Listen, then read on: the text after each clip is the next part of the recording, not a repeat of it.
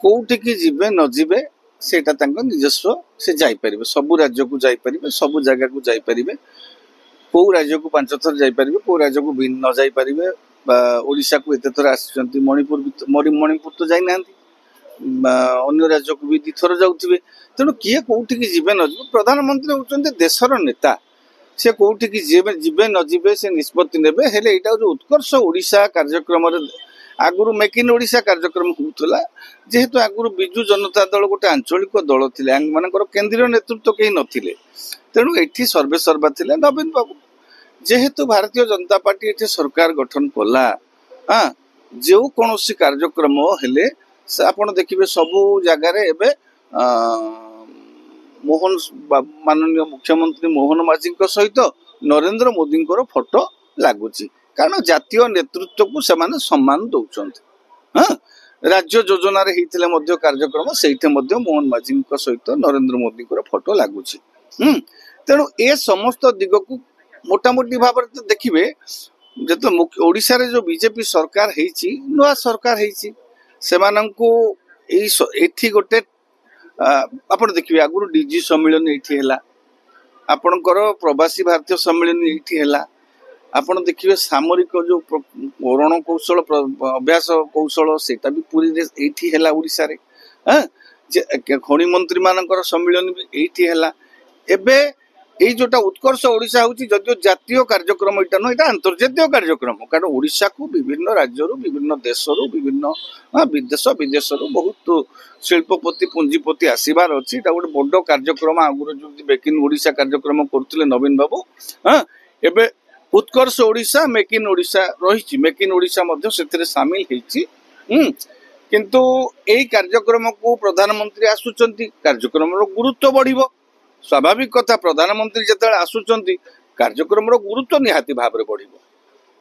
କାରଣ ଏଇଟା ପ୍ରଥମ ଥର ଯୋଉ ଗୋଟେ ରାଜ୍ୟର କାର୍ଯ୍ୟକ୍ରମରେ ପ୍ରଧାନମନ୍ତ୍ରୀ, ଏଇ ଯୋଉ ମେକ୍ ଇନ୍ ଓଡ଼ିଶା କାର୍ଯ୍ୟକ୍ରମରେ କୌଣସି ରାଷ୍ଟ୍ରୀୟ ନେତାଙ୍କର ଆଗମନ ହଉନଥିଲା। ନିଜେ ପ୍ରଧାନମନ୍ତ୍ରୀ ଯେହେତୁ ଭାରତୀୟ ଜନତା ପାର୍ଟି କ୍ଷମତାରେ ଅଛି, ତେଣୁ ଆଉ ଗୋଟେ ଦିଗ, ରାଜନୈତିକ ଦିଗ ହଉଛି ଭାରତୀୟ ଜନତା ପାର୍ଟି ଚାହୁଁଛି ଓଡ଼ିଶାରେ ଯୋଉ ଭାଇବ୍ରେସନ ଟାକୁ ମେଣ୍ଟେନ କରିକି ରଖିବା ପାଇଁ। ତାଙ୍କର ସାଂଗଠନିକ ନିର୍ବାଚନ ଚାଲିଛି, ସାଂଗଠନିକ ନିର୍ବାଚନ ପର୍ବ, ଏବେ ବିଭିନ୍ନ ସ୍ଥାନରେ ସଂଗଠନକୁ ସୁଦୃଢ କରିବା ପାଇଁ ଭାରତୀୟ ଜନତା ପାର୍ଟି ପଦକ୍ଷେପ ନଉଛି। କାରଣ କ୍ଷମତାକୁ ଆସିଲେ ସେମାନେ ସଂଖ୍ୟାରେ, ଭୋଟ ସଂଖ୍ୟା ଦେଖିଲେ ବିଜେଡି ଠୁ କମ ପାଇଛନ୍ତି।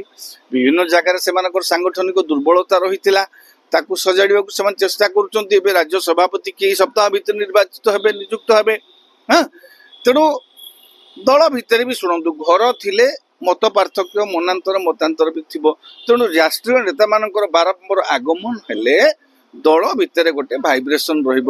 ଦଳ ଭିତରେ କୋଉଠି ଯଦି ମତ ପାର୍ଥକ୍ୟ, ମତାନ୍ତର ରହୁଥିବ, ସେଇଟା ବି ଟିକେ ଚପିକିରି ରହିବ, ସେଟା ବି ଟିକେ ପ୍ରଶମିତ ହବ।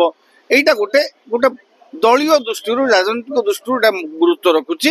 ଆଉ ଯେହେତୁ ପ୍ରଧାନମନ୍ତ୍ରୀ ଆସୁଛନ୍ତି, ନିହାତି ଭାବରେ ଯୋଉ ରାଷ୍ଟ୍ର ନେତା ମାନେ ଆସିବେ, ଯୋଉ ପୁଞ୍ଜିପତି ମାନେ ଆସିବେ, ସେମାନେ ପ୍ରଧାନମନ୍ତ୍ରୀଙ୍କ ଠାରୁ ଗୋଟେ ଆସୁରାନ୍ସ ପାଇବେ ଓଡ଼ିଶାରେ ପୁଞ୍ଜି ନିବେଶର ପାଇଁ। ଯୋଉ ମାନଙ୍କର ଦେଖନ୍ତୁ, ରାଜ୍ୟ ସରକାର ଗୋଟେ ନିଷ୍ପତ୍ତି ନେଉଥିବେ, କେନ୍ଦ୍ର ସରକାରଙ୍କର ସହମତି ମିଳୁନଥିବ, ତେଣୁ ଇନଭେଷ୍ଟମେଣ୍ଟ ବି ଆସିପାରୁନଥିବ।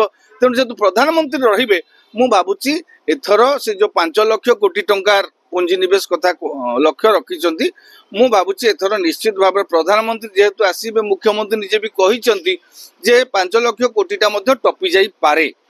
ଯଦି ଆମେ ଦେଖିବା ଓଡ଼ିଶାର ନେତା, ଓଡ଼ିଶାରେ ଯେତେ କେନ୍ଦ୍ରୀୟ ନେତୃତ୍ୱ ଅଛନ୍ତି, ଓଡ଼ିଶାରେ ଯୋଉ ସବୁ ନେତୃତ୍ୱ ମାନେ ଅଛନ୍ତି, ଏଇଟା ଆପଣଙ୍କୁ କଣ ଲାଗେ ଗୋଟେ ଅନୁକୂଳ ସମୟ, ଯାହାକି ଡବଲ ଇଞ୍ଜିନ ସରକାର ଅଛି, ବହୁତ କିଛି ଓଡ଼ିଶା ପାଇଁ କରିହବ ଯଦି ଚାହିଁବେ, ତାର ଯଦି ମନରେ ତାଙ୍କର ଥିବ। ପ୍ରଧାନମନ୍ତ୍ରୀ ଯୋଉଭଳି ଭାବରେ ବାରମ୍ବାର ଆସୁଛନ୍ତି ଓଡ଼ିଶା, ଏଟାକୁ ଆମେ ଯଦି ପଜିଟିଭଲି ଦେଖିବା, ସେ ଓଡ଼ିଶାକୁ ଭଲ ପାଉଛନ୍ତି। ତେଣୁ ଓଡ଼ିଶାକୁ ଭଲ ପାଇବାଟା ବିଗତ ବଜେଟରେ ପ୍ରତିଫଳିତ ହେଇପାରିନଥିଲା।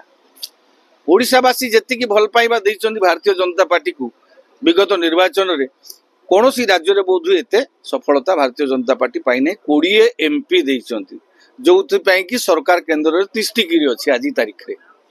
ଓଡ଼ିଶାରୁ 20 MP ଯଦି ନ ଯାଇଥାନ୍ତେ, ଭାରତୀୟ ଜନତା ପାର୍ଟି ସେଟା ଦୋହଲୁଥାନ୍ତା।